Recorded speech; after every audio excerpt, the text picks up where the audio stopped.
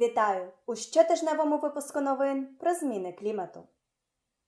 Нове дослідження ООН встановило, що скорочення біорізноманіття може серйозно вплинути на продовольство землі. Сільське господарство, яке нині залежить від монокультури 9 видів, знаходиться під загрозою, адже хвороби та шкідники можуть призвести до їх зникнення. Задля протидії такій тенденції на глобальному рівні, продовольча та сільськогосподарська організація ООН закликає до перегляду законодавчої бази та застосування стійких методів ведення сільського господарства. Грета Тунберг, 16-річний лідер у протистоянні змінам клімату, стояла поруч із президентом Європейської комісії Жан-Клодом Юнкером, коли той 21 лютого оголосив, що Європейський Союз виділив чверть свого бюджету на подолання кліматичної кризи.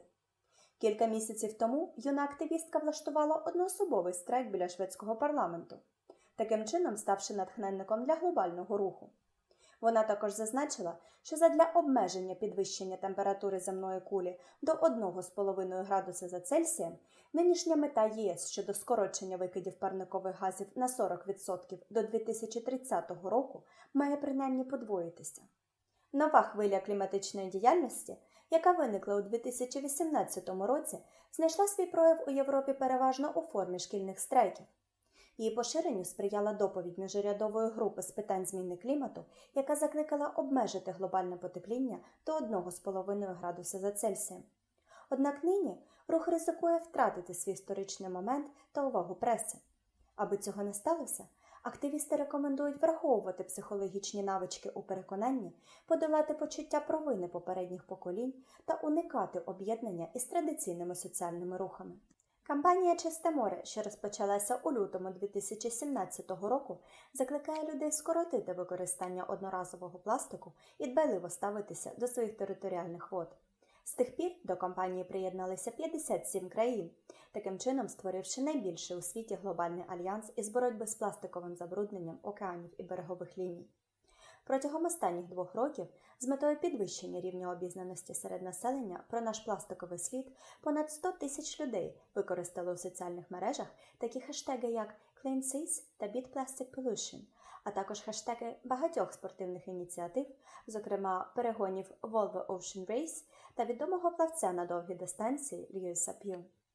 Кампанія за заборону трофейного полювання піддала різкій критиці пропозиції доповіді міністрів щодо скасування заборони на трофейне полювання та заклики розпочати консервування м'яса слона на корм для домашніх тварин. Обидві пропозиції матимуть катастрофічні наслідки для популяції слонів та збереження екосистеми. Як наслідок того, що жахливі фотографії 5 малюків моржів, 11 косаток та 90 дитинчат белуг, яких утримували у жорстоких умовах в Росії, набули розповсюдження, уряд наказав браконьєрам, які впіймали тварин і планували продати у китайські акваріуми, їх звільнити. Рішення було прийнято після того, як ця історія поширилася у соціальних мережах та інтернет-новинах, а екологічний активіст Леонардо Ді Капріо склав петицію, закликаючи своїх послідовників підписати її.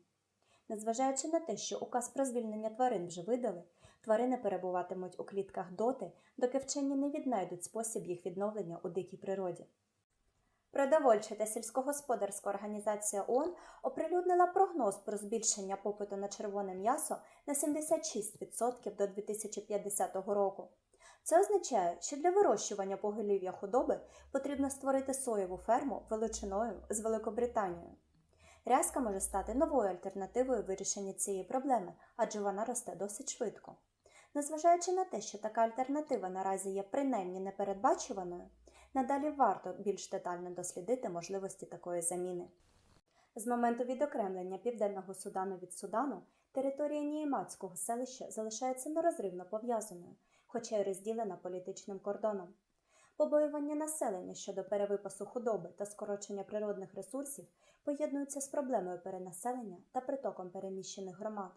Задля пом'якшення соціальної напруги, програма ООН з довкілля за фінансування ЄС прагне віднайти шляхи використання природних ресурсів задля забезпечення миру. Проект має на меті проведення освітньої роботи щодо сталого використання природних ресурсів, уникаючи їх надмірної експлуатації. Дякую, що залишаєтеся з нами. З вами була Олександра. Побачимося через тиждень.